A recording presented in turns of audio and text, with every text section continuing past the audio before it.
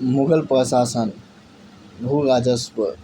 अकबर ने शासक बनने के बाद भू राजस्व व्यवस्था में शीघ्र ही कोई सुधार नहीं किया।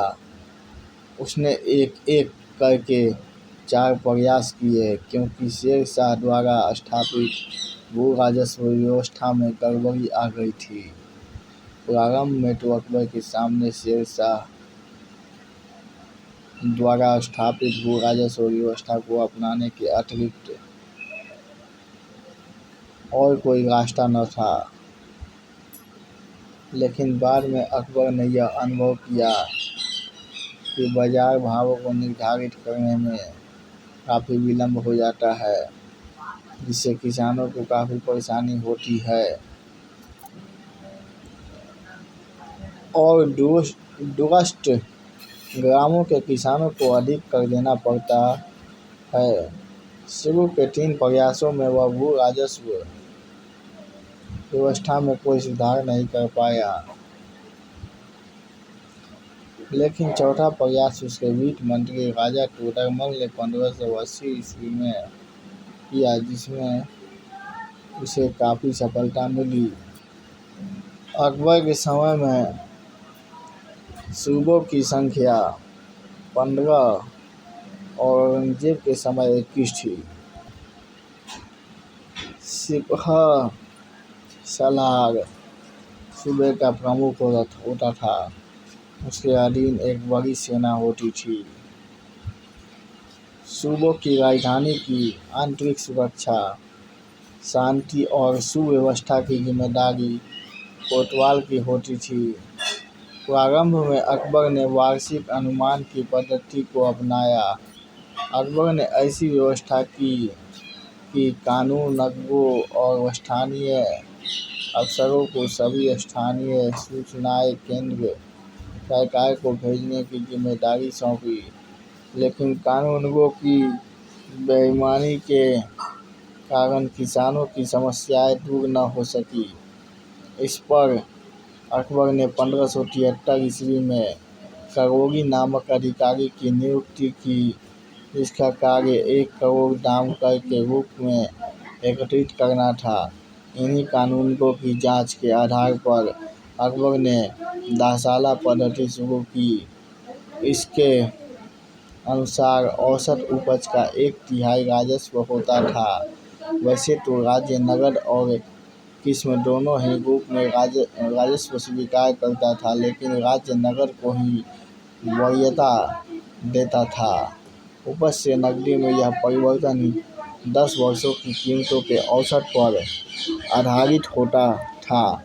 बाद में दासाला पद्धति में सुधार किए गए। स्थानीय कीमतों को आधार बनाने के अतिरिक्त एक ही तरह के कृषि उत्पादन वाली भूमि को विभिन्न हलकों में विभाजित किया गया।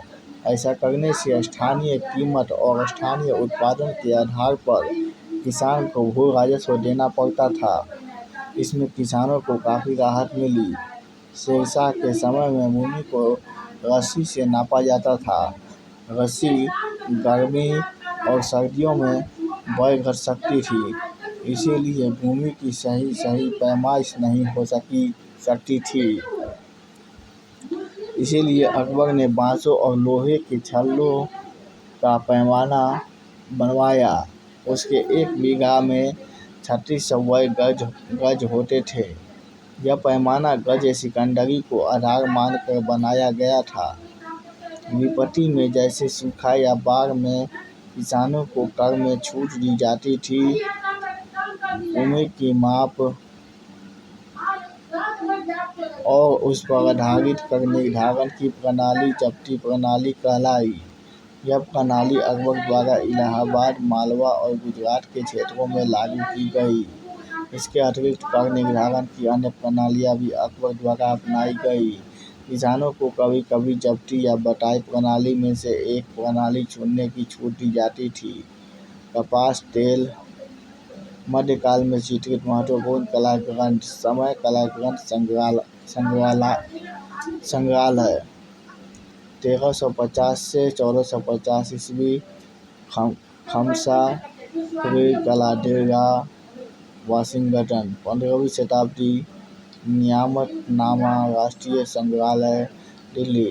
1427 ईस्वी शाहनामा राष्ट्रीय संग्रहालय दिल्ली। 1438 ईस्वी मठनवी मसनवी राष्ट्रीय संग्रहालय दिल्ली।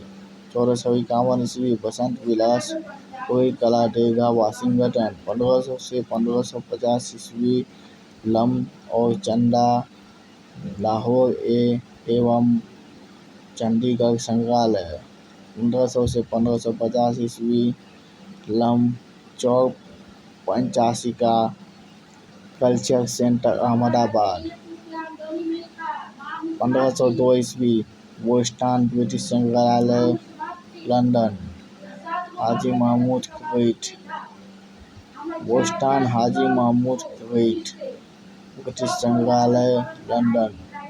1508 ईस्वी उजैब उस सनाती ब्रिटिश संग्रहालय लंदन। 1532 ईस्वी सफरनामा राष्ट्रीय संग्रहालय दिल्ली। 1560 ईस्वी से 1600 ईस्वी लम यूसुफ और जुलेखा की कहानी ब्रिटिश संग्रहालय लंदन। 1570 ईस्वी अनवरे सुहैली लंदन स्कूल ऑफ ओरिएंटल एवं अफ्रीकन स्टडीज। 1570 से 1580 ईस्वी दबिस्तान अमीर ए हमजा मीर सैयद अली क्वेट किंगस्टन संग्रहालय।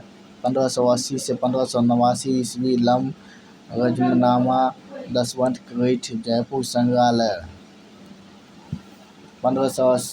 1580 ईस्वी खानदान तैमूरिया खुदाबख्श लाइब्रेरी पटना। 1580 ईस्वी खानदान तैमूरिया दसवंत क्वेट खुदाबख्श लाइब्रेरी पटना।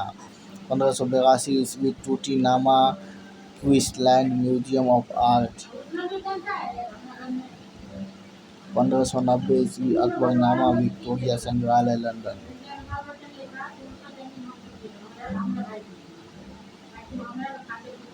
1595 से 1596 ईस्वी बाबरनामा ब्रिटिश संग्रहालय लंदन। 1395 से 1596 ईस्वी खामसा बाल्टीमोर कला दीर्घा अमेरिका।